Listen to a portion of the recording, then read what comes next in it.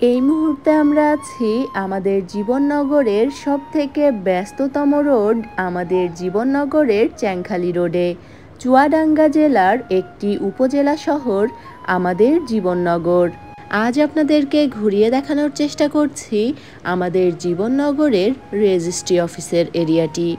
ইতিমধ্যে আপনাদেরকে ঘুরিয়ে দেখিয়েছি আমাদের জীবননগরের হাসপাতাল, উপজেলা area, degree college, high school, মহিলা কলেজ সহ আরও অনেক জায়গা।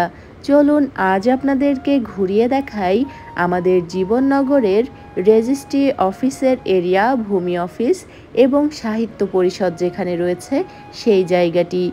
বরাবরের মতো সম্পূর্ণ ভিডিওটি জুড়ে আপনাদের সাথে আছি আমি সাবিহা সুলতানা মুক্তা। চলুন তাহলে একসাথে ঘুরে দেখা যাক সম্পূর্ণ এরিয়াটি। এই মুহূর্তে আমরা আছি জীবননগর উপজেলা পরিষদের সামনে এবং উপজেলা পরিষদের পিছন দিকেই কিন্তু রয়েছে রেজিস্ট্রি অফিস। আপনারা অনেকেই বলেছিলেন জীবননগরের 5 পুকুর ঘুরিয়ে দেখাতে, তবে আমরা যেদিন গিয়েছিলাম সেদিন 5 পুকুরের গেট বন্ধ ছিল। এই যে বটতলাটি দেখতে পাচ্ছেন, এই বটতলাটির সামনে, পিছনে, ডানে বামে চারিদিকে বেশ কয়েকটি ভবন রয়েছে এবং এখানেই পরিচালিত হয় নানা ধরনের কাজ।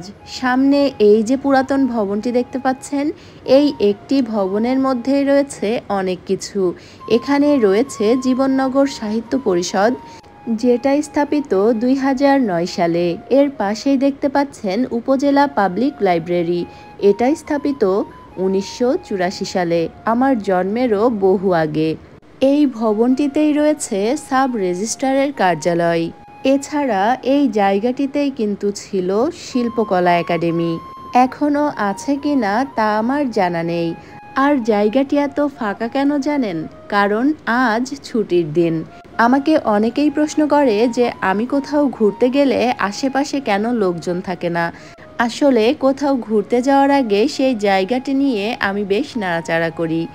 যখন কোনো পার্কে যাই অবশ্যই চেষ্টা করি ছুটির দিনগুলো বাদ দিয়ে যেতে, কারণ শুক্রবার, শনিবার পার্কগুলোতে বা বিভিন্ন বিনোদনের জায়গাগুলোতে অনেক বেশি ভিড় থাকে।